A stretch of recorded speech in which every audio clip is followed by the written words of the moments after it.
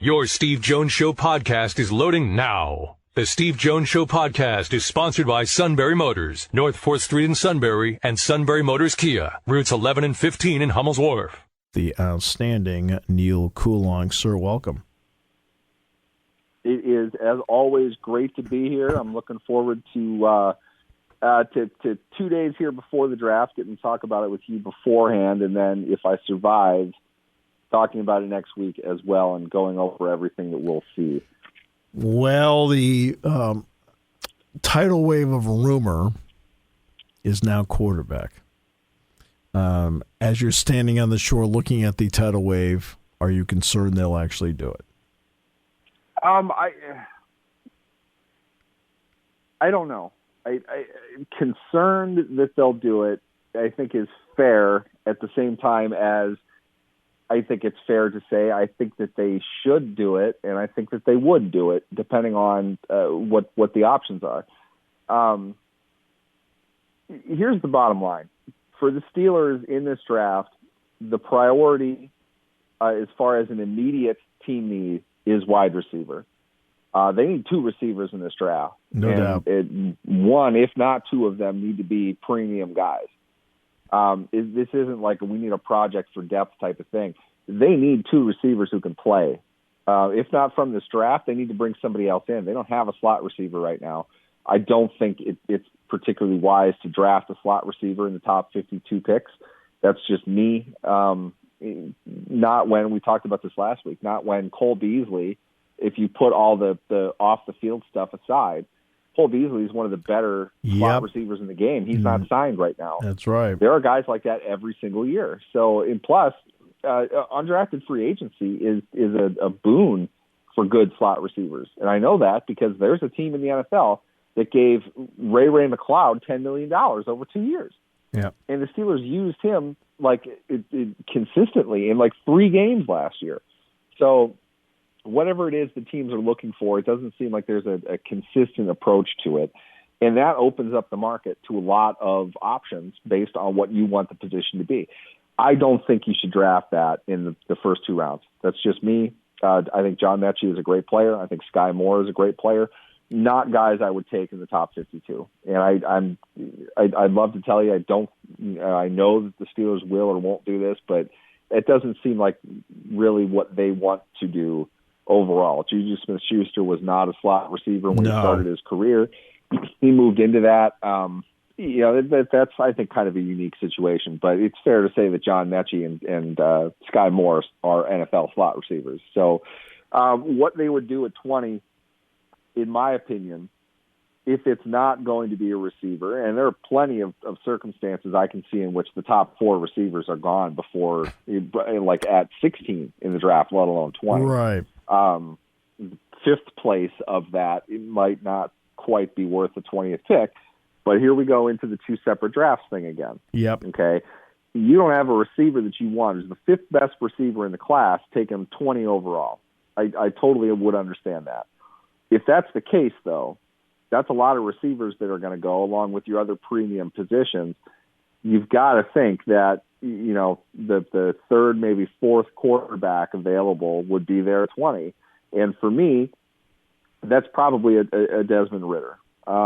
That's the name I keep coming back to. That's the scenario I'll keep coming into. Yeah, I know. And I get why there's some hesitation with that. And most of it's going to be, do you want you'd like this guy at 52. Do you want him at 20? The 2 draft philosophy kind of mandates that for that position, if you want him at 52, you need to take him at 20 because he's not going to be there at 52. Right. Because everyone else is going to have the same problem, and somebody is going to land on that priority ahead of you. So it's really going to show whether they value the long-term security of the position with this first-round pick. Obviously, take the gamble if you want, if you think somebody's going to be there at 52. But for me, if he's there at 52, I think there's a reason. You have pretty strong market evidence to think there's not a whole lot of faith in this guy panning out. So what are you doing? I mean, second round kind of seems like no man's land for quarterbacks now. I'm not sure if you would even want him if you don't feel that he's worth a first-round pick. So I don't know is the very simplified answer of that. But I don't put a whole lot of stock into the idea that Malik Willis is going to fall very far. I don't think that Kenny Pickett is going to be around at 20. Right. For the same reasons that we're discussing here. The value of the position is just too high.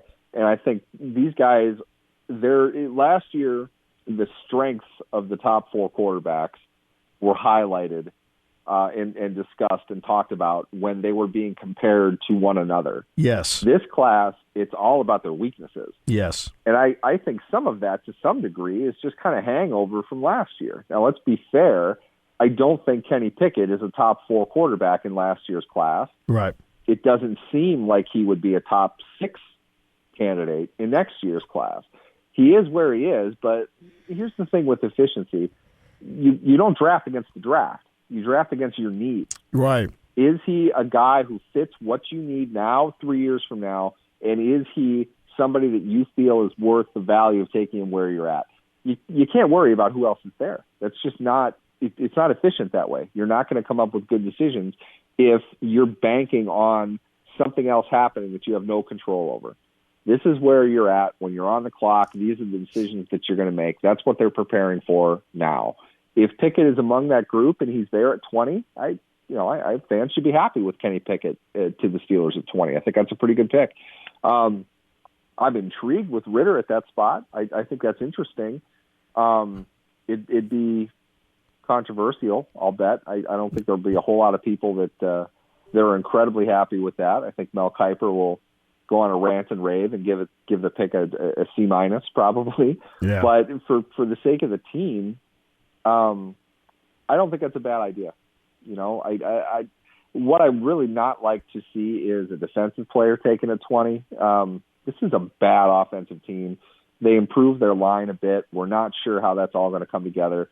The reality is, though, they do not have playmakers. Okay, they just don't. That's my point. And they have to address that at some point soon. I think they can get quarterbacks next year or the year after. I think you need playmakers now to set up next year and the year after. That's me.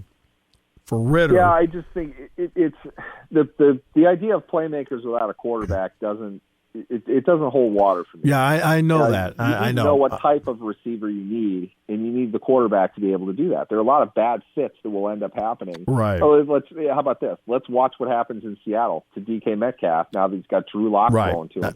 DK Metcalf was a perfect receiver for Russell Wilson. Well, Antonio Brown with Mason Rudolph. It didn't go. Yeah. Okay, it didn't Mike go. Vick. Landry Jones. Well, he actually did pretty well with Landry Jones, believe it or not. Right. But I'll say this about Ritter. I watched him 2 full games last year and a little bit of another. All right. The games I watched last year, Indiana, didn't play well. If Micah McFadden, the middle linebacker, all right, doesn't get a targeting call, Indiana wins the game, I think. Right, and Ritter didn't play well. Notre Dame goes into that atmosphere, everything's high and wide. And obviously Alabama. Oh, it's Alabama. It's like, excuse me, if you're like a top 20 quarterback, aren't you expected to do more than 6 points? Yeah, he didn't look great. He didn't look comfortable. I'm just saying. Alabama, I saw him in 3 spots last year and didn't like him in any one of the 3. Yep. And I would challenge it with this. Is the quarterback coming out of college the sum of his whole or the sum of his parts? Because you get a couple different ways to look at it. On the field, in college in particular, it really kind of seems to be feast or famine for quarterbacks in playoff games, especially in what we've seen so far in the semifinals. They either light up the scoreboard or they get completely blanked. And I think more of that is experience and coaching experience in those games. Saban knows how to prepare his team for the playoffs, and playoffs haven't even been around for very long. Sure. I don't think Cincinnati quite has that ability. They weren't going to win that game. Yeah. I mean, I don't think anybody really thought. I realize that. I know exactly. But you know what? Look at all the quarterbacks in this league. I can go through one after another, and who they were in college is who they are now. Yep. That unfortunately is. Okay. Right. Who they were in college. Russell Wilson was that at Wisconsin. I saw it firsthand. Okay. Tom Brady, was actually that at Michigan. I saw it firsthand. He was down 10 with 6 minutes to go here, rallied and won the game. Right? Saw it right. I mean, I can go through one after another who these guys were in college. Goff had a losing record when he was at Cal. Yes, exactly. Right? Daniel Jones barely above the Mendoza line when it came to touchdowns, interceptions at Duke. I mean, and Jalen Hurts is Jalen Hurts. Yep. I mean, these guys are who they are. That's the Jared Goff legacy. The best one to that I would add is Jay Cutler. Yes. Jay Cutler was the first quarterback taken in the first round in something like 30 years who had a losing record in college. And the other one before him, there were two of them. The other one who was closest, I should say, he didn't have a losing record. The one who was closest was Aaron Rodgers. Yeah. And Rodgers, I think, is that he's the exception that proves the rule. I don't think he was quite that guy, but I think what happened with him, and combined with the fact of who he is mentally and emotionally, is what created who he is now. That said, it's a complete outlier. By and large, though, you're right. The guy in college, it's obviously they're not the same. The game changes, the player changes. Right. Coaching is a big part of that. Development, maturity is a big part of that. But if you're different, more often than not, it's in a negative way. It's not in a positive way. So there is something to be said about the general floor of where a player is.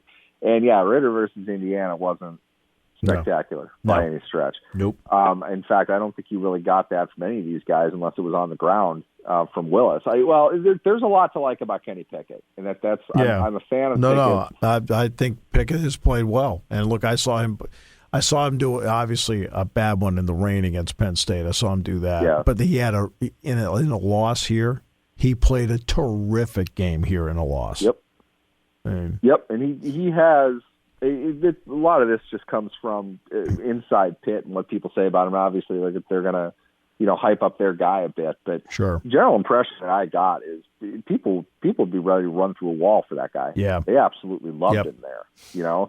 I'd listen to that. If it's me, I'd really listen to that. You want that out of your quarterback. Even if he isn't any good, if the guys buy into him, that's going to make him better. That's going to make them better. Agreed. And that's one part as a coach that you don't have to take care of. You have to factor in natural leadership. And the one that I hear the most along those lines, along with Pickett, is Ritter. He's kind of the from the ground up type of guy. You wonder about the ceiling of him physically. He's really smart too. They did a lot of things within that offense. He's doing a lot of very cutting-edge offensive theory that you see in college that's now just kind of getting into the NFL. You might be able to go a completely different direction with a guy like Ritter with some time to kind of figure out who he is. That's why I find him intriguing. I like the mental aspect of his game. Physically, he doesn't have the greatest arm. He's going to test well, running in a straight line. He's not that kind of mobile quarterback. He's shifty. He can move in the pocket. You kind of like that. He knows where he is on the field. I think that's very important.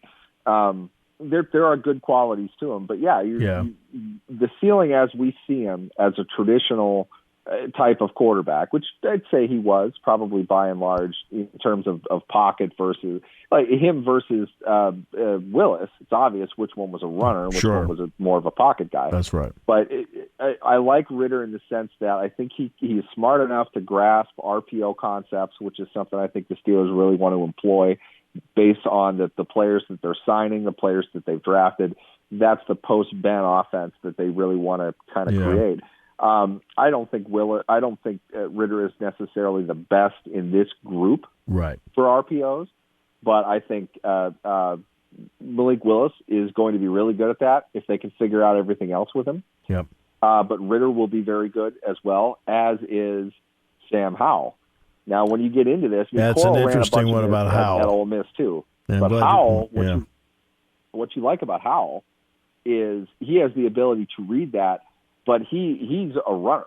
Ritter wasn't a runner as much. Howell's a runner. Yep. So it makes you wonder if they want that. Did they do too much for him? A huge part of that offense, just like Willis at Liberty, Howell was his entire offense. Yes. So you can understand why there was a little bit of a drop in production. get him some help. Maybe there's a better way, a more efficient way to kind of run this. Yeah, and there's one other aspect of Ritter, too. People have talked about with Kenny Pickett, it's been brought up over and over about hand size. Hand size means something because you get concerned about hits and fumbles. And he did fumble 37 times at Pitt. He didn't lose all of them. Ritter had 38. Yep. I'm just pointing out just a couple of things just for people to consider. If they go someplace else besides quarterback or wide receiver, what would it be? An offensive lineman? Oh, honestly, throw a dart at a board at that point. If a guy like Tyler Linderbaum were available from Iowa. Yeah, would I be surprised by Linderbaum there? No, I think there'll be a lot of questions to answer if they take Linderbaum at 20 and they didn't take Creed Humphrey last year. Because a lot of the rap on Humphrey was he's going to be more, a more zone scheme oriented kind of guy. I don't think we're necessarily seeing that, but that was the rap on him. That, and as we've discussed before, people grossly underestimate the issues that a lot of quarterbacks have with a left-handed center, which is what Humphreys is. Exactly. People don't even seem to know that. Right. He's left-handed. And we talked about that last season, about the left-handed center, and that it's subtle, but it's a completely different deal as to the angle the ball comes at, where it goes, how it spins into your hand. Yeah, and that's in my opinion, just based on what we saw of Humphrey, who is the unique character that it seemed like he was a better player with the Chiefs than he was in college. That's right. He improved that much, and he was really good. But he was a physical freak, probably more than anything. He was just an incredible athlete, and still is. And you see that, but the film that we see of him in Kansas City, it's just like, holy cow, this guy he's an elite player. Right. Linderbaum, I think, is more technically efficient. He, though, is probably more typecast into a more athletic offensive line, a team that's going to run a lot of outside zone. Because he can pull. Yeah, he's quick. He could be a guard as well. He has that kind of versatility. Really good prospect and a really good player. It's just kind of it's need combined with value for him. The Steelers, in my opinion, made their decision at center. I don't know where Linderbaum would fall, but I just don't know offensively what they want to do. But I don't see them running a lot of outside zone with Najee Harris. Not that he couldn't do it. I just don't think that's necessarily his highest and best. They'll do inside zone. In which case, position flexible, nimble, quick guards and centers are a good bet for you. Is that enough to say that you want to use 20 overall on a center after you just drafted one in the third round last year and you just signed one back in March? I don't know. It's kind of up in the air. Honestly, receiver or quarterback, if it's not that, defensive line would probably be something I'd like to see them address, but they're good at adding depth on their defensive line. They've done well with that. I mean, Isaiah Buggs and Carlos Davis, maybe that's not the best thing in the world, but I panned the trade up for Isaiah Loudermilk last year, and I think he was one of their 2 or 3 best rookies. I mean, he played really well. I was really impressed with him. I could see why they went and got him. He's going to be a beast. I mean, they've got. Regardless of Stephon Tuitt's situation, I think they have confidence in their ability to develop good defensive linemen. But do they want to invest a premium pick there? I'm not sure, but that's probably where I would go just because I don't know what's going to happen with Devin Bush, but I think we're seeing the results of investing premium picks and inside linebackers in this defense. Might not be the best idea. Cornerback isn't a bad idea. I don't think safety's a bad idea. You can go a couple different directions, but they need somebody that can make plays with the ball in their hand. I mean, it's pretty black and white. Try to survive the weekend, my friend. We need you back Tuesday. I'm going to do my best. I'm looking forward to it. Thanks for having me.